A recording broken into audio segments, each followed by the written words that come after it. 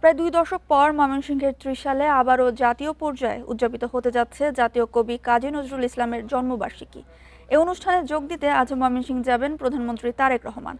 নজরুল জয়ন্তীর বর্ণাঢ্য আয়োজনের পাশাপাশি প্রধানমন্ত্রীর আগমন ঘিরে ত্রিশালে উৎসবের আমেজ।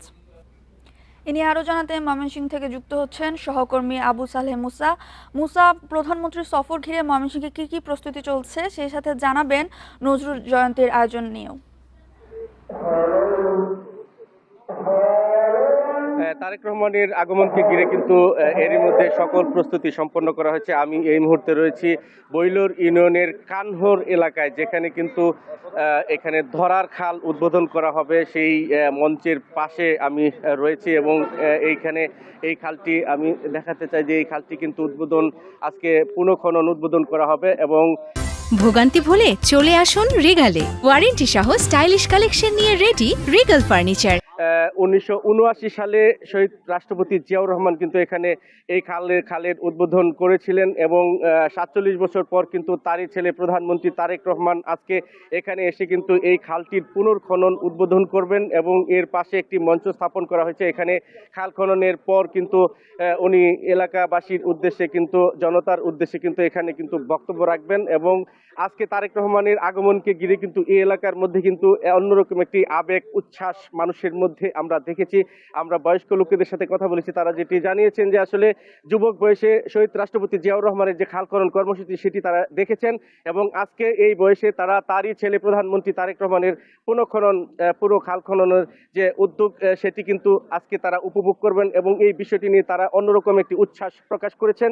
এবং এই খাল খনন কর্মসূচির পরে কিন্তু বেলা 3টায় জাতীয় কবি নজরুল ইসলামের যে 127তম জন্মজয়ন্তী, সেই জন্মজয়ন্তীর 3 দিনব্যাপী অনুষ্ঠানের উদ্বোধন করবেন। সেটি ত্রিশালের ধরিরামপুর নজরুল মঞ্চে সেটির উদ্বোধন করবেন এবং সেখান থেকে শেষ করে কিন্তু জেলা বিএনপির এবং মহানগর বিএনপির উদ্যোগে কিন্তু একটি বিএনপি জাতীয়তাবাদী দলের একটি সভা রয়েছে।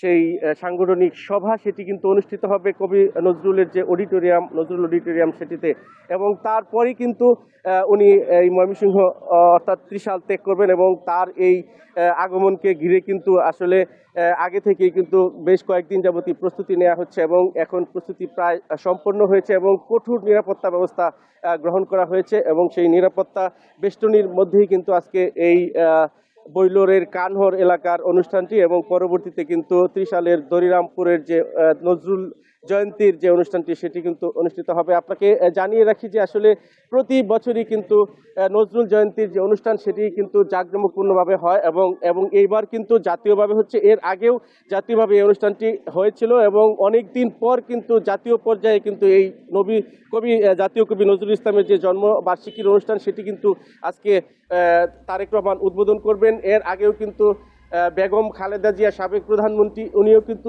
3বার কিন্তু জাতীয় কবি নজরুল ইসলামের যে জন্মজয়ন্তীর অনুষ্ঠান সেটি উদ্বোধন করেছিলেন এবং এই অনুষ্ঠানটি কিন্তু ত্রিশালে অত্যন্ত জাঁকজমকপূর্ণভাবে হয়ে থাকে 3 দিনব্যাপী এবং ত্রিশালের মানুষের কাছে অন্যরকম একটি উৎসব আমেজ কিন্তু এই জয়ন্তীকে ঘিরে অনুষ্ঠিত হয়ে থাকে এবং এবারও কিন্তু আমরা সেটি দেখতে পেয়েছি। ময়মনসিংহ থেকে বিস্তারিত জানাচ্ছিলেন সহকর্মী আবু সালেহ মুসা।